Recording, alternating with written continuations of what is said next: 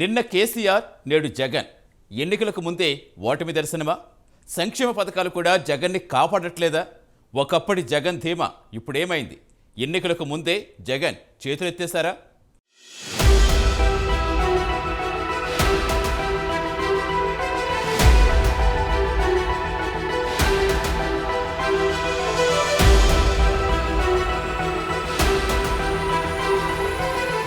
ఎప్పుడైనా ఎన్నికల వేళకి అధికార పార్టీలో స్పష్టత ఉంటూ ప్రతిపక్ష పార్టీలో గందరగోళ పరిస్థితి ఉంటూ వస్తుంది. ఉమ్మడి రాష్ట్రంలో ఎన్నికల నుండి తాజాగా తెలంగాణ ఎన్నికల వరకు తెలుగు రాజకీయాలలో అదే చూసాం. కానీ ఏపీలో మాత్రం జనసేన టీడీపీ పొత్తులో ఉండి కూడా ధీమాగా కనిపిస్తుంటే అధికార వైసీపీలో తీవ్ర గందరగోళ పరిస్థితి కనిపిస్తోంది. అసలు ఎమ్మెల్యే అభ్యర్థి ఎవరు, ఎంపీ అభ్యర్థి ఎవరు ఏ నియోజకవర్గం నుంచి పోటీ చేస్తున్నారో కూడా అర్థం కాక క్యాడర్ తలలు పట్టుకుంటున్నారు. అసలు పార్టీలో ఉండేది ఎవరో, వలస వెళ్లిపోయేది ఎవరో కూడా తెలియడం లేదు. చివరికి బీఫామ్ ఎవరికి దక్కుతుందో కూడా ఎవరూ చెప్పలేని పరిస్థితి కనిపిస్తోంది. కొందరు బెదిరింపులకు దిగుతుంటే మరికొందరు చాప కింద నీరులా పార్టీకి ముప్పు తెచ్చిపెడుతున్నారు. ఇప్పటికే కొందరు రాజీనామాల బాట పట్టగా మరికొందరు ఇతర పార్టీల నుంచి హామీల కోసం ఎదురు చూస్తున్నారు. ఇంత జరుగుతున్నా సీఎం జగన్ తనకేమీ పట్టదన్నట్లు నచ్చింది చేసుకుంటూ వెళుతున్నారని, అసంతృప్తి అసమ్మతుల విషయంలో జగన్ చేతులెత్తేశారని విశ్లేషకులు చెబుతున్నారు.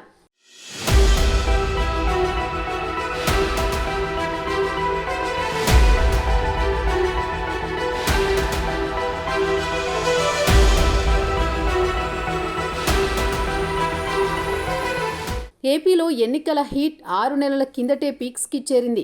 ఇక ఇప్పుడు నోటిఫికేషన్ విడుదల కావడానికి వారాల గడువు మాత్రమే ఉంది. ఇప్పటి వరకు దేశవ్యాప్తంగా ఇతర రాష్ట్రాల్లో గత ఏడాది జరిగిన అసెంబ్లీ ఎన్నికలను పరిశీలిస్తే ఏపీలో ఇంకో 20 రోజుల్లోనే నోటిఫికేషన్ విడుదలయ్యే అవకాశం ఉందని అర్థమవుతోంది. ఇప్పటికే ఈసీ కూడా ఓటర్ల తుది జాబితాను విడుదల చేసింది. అంటే ఫిబ్రవరి 2వ వారంలో నోటిఫికేషన్ వచ్చే ఛాన్స్ ఉంది. ఈ విషయాన్ని పరోక్షంగా ఈసీ కూడా వెల్లడించిందని రాజకీయ వర్గాలు భావిస్తున్నాయి.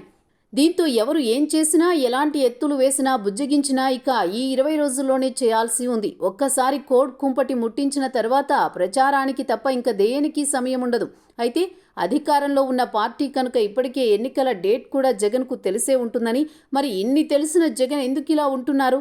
ఒకవైపు పార్టీలో అసంతృప్తులు చెలరేగిపోతున్నా ఎందుకు పట్టించుకోవడం లేదు? సీట్ల మార్పులో ఇంత గందరగోళం నెలకొన్నా సరిదిద్దే ప్రయత్నం ఎందుకు చేయడం లేదు? కేవలం సజ్జల రామకృష్ణారెడ్డి, విజయసాయిరెడ్డి లాంటి వారే ఎమ్మెల్యే, ఎంపీ అభ్యర్థులను మేనేజ్ చేస్తారని భావిస్తున్నారా? లేక పార్టీలో ఎవరున్నా లేకపోయినా, ఎవరిని నిలబెట్టినా తన మొహం చూసే ఓటేస్తారని ఇప్పటికీ నమ్ముతున్నారా అంటూ అనేక ప్రశ్నలు వినిపిస్తున్నాయి.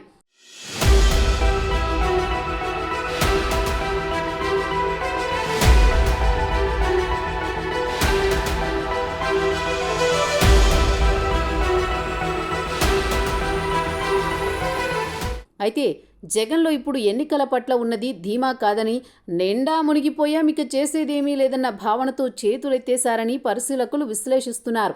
ఎన్నో విడతలుగా స్వయంగా చేయించుకున్న సర్వేలలో ఓటమి తప్పదని తేలిపోయింది. ఇక దళితులపై దాడులతో వారిలో ఉన్న నమ్మకాన్ని కూడా జగన్ కోల్పోయారు. కాపు సామాజిక వర్గాన్ని తమ వైపు తిప్పుకునేందుకు ఎన్నో ప్రయత్నాలు చేసినా ఒక్కటి కలిసి రాలేదు. అడుగడుగునా పవన్ని అడ్డుకోవడం, చంద్రబాబుని అరెస్ట్ చేయడం, తనను ప్రశ్నించిన వారిపై బనాయించిన అక్రమ కేసుల ప్రభావం జగన్ పైన, ఆయన పార్టీ పైన జనంలో నమ్మకాన్ని పూర్తిగా తుడిచిపెట్టేసిందని విశ్లేషకులు చెబుతున్నారు. ఈ పరిస్థితుల్లో ఇక ఏం చేసినా లాభం లేదని, ఈసారి వైసీపీ ఓటమి ఖాయమైందని జనసేన టీడీపీ వర్గాలంటున్నాయి.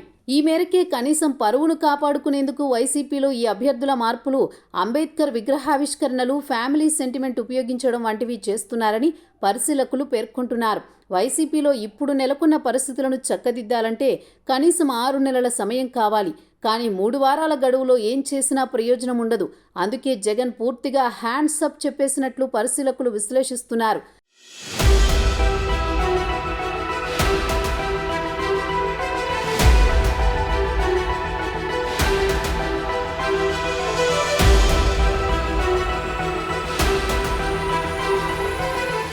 రెండు మూడు నెలల కిందట వరకు వైనాట్ 175 అంటూ ధీమా వ్యక్తం చేసిన వైసీపీ అధినేత జగన్ ఇప్పుడు ఓటమి గ్యారంటీ అంటూ చేతులెత్తేస్తున్నారని విశ్లేషకులు అంటున్నారు.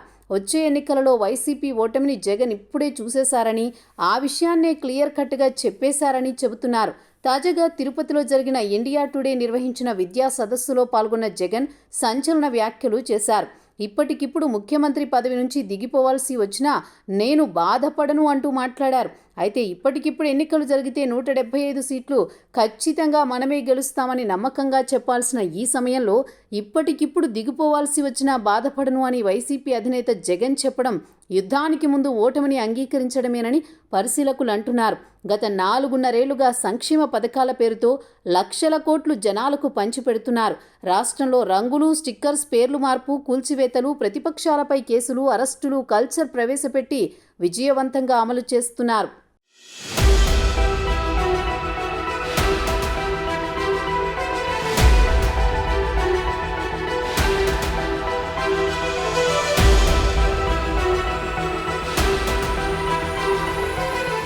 రామ్ గోపాల్ వర్మ, పోసాని వంటి వారిని రంగంలోకి దించి రకరకాల వ్యూహాలు అమలు చేస్తూనే ఉంది వైసీపీ.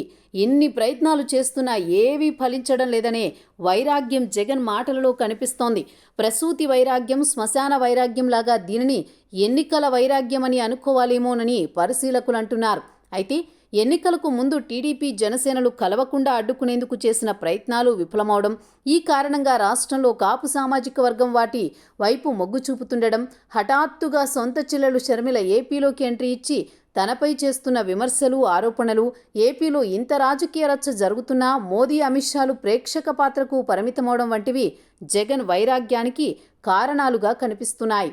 ఈ వైరాగ్యంతోనే ఎన్నికలకు ముందుగా ఇప్పటికిప్పుడు దిగిపోవాల్సి వచ్చినా బాధపడను అని జగన్ చేసిన ఈ వ్యాఖ్యలు పార్టీ శ్రేణులకు, ప్రజలకు ఖచ్చితంగా తప్పుడు సంకేతాలు పంపినట్లయిందని చెప్పక తప్పదు. ఈసారి ఎన్నికలలో వైసీపీకి ఓటమి తప్పదని, తాను కూడా మానసికంగా సిద్ధపడి పార్టీ నేతలను కూడా మానసికంగా సిద్ధం చేస్తున్నట్లున్నాయి జగన్ మాటలు.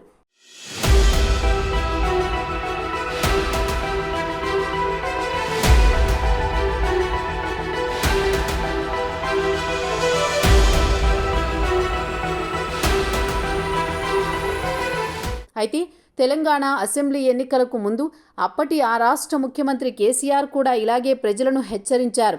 తాను మరోసారి అధికారంలోకి రాకపోతే రాష్ట్రంలో 24 గంటల కరెంట్ ఉండదన్నారు. రైతు బంధు ఆగిపోతుందన్నారు. రైతులకు ఉచిత కరెంట్ అందదన్నారు. తనను గెలిపించకపోతే తెలంగాణలో అభివృద్ధి, సంక్షేమం ఆనవాలు కనిపించదని హెచ్చరించారు. ఆ ఎన్నికలలో ప్రజలు హెచ్చరికలను, బెదిరింపులను పట్టించుకోలేదు. ఫలితం బీఆర్ఎస్ ఓటమి పాలైంది. కేసీఆర్ మాజీ ముఖ్యమంత్రి అయ్యారు. ఇప్పుడు ఏపీలో జగన్ కూడా అదే విధంగా తన ఓటమి ఖాయమని ఖరారు చేసుకున్న తర్వాత బెదిరింపులకు దిగుతున్నారని, ప్రజలను ఎమోషనల్గా బ్లాక్మెయిల్ చేయడానికి ప్రయత్నిస్తున్నారని ప్రతిపక్షాలు అంటున్నాయి. రానున్న ఎన్నికల్లో ఇక జగన్ ఓటమి తప్పదని చెబుతున్నాయి. చూడాలి మరి వచ్చే ఎన్నికల్లో జగన్ రాజకీయ భవిష్యత్ ఎలా ఉండనుందో.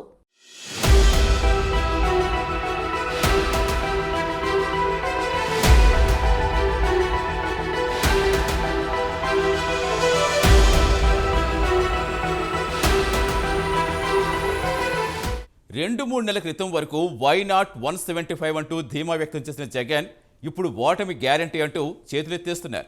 రాగల ఎన్నికల్లో వైసీపీ ఓటమిని ఆ పార్టీ అధినేతని ఒప్పుకున్నారని విశ్లేషకులు అంటున్నారు. వచ్చే ఎన్నికల్లో కేసీఆర్ అనుభవాన్ని బట్టి జగన్కు ఎదురయ్యేది పరాజయం, పరాభవమే అని పరిశీలకులు విశ్లేషిస్తున్నారు. చూడాలి మరి సర్వేలు, పరిశీలకులు, విశ్లేషకుల అంచనాలు ఏ మేరకు ఉండబోతున్నాయో.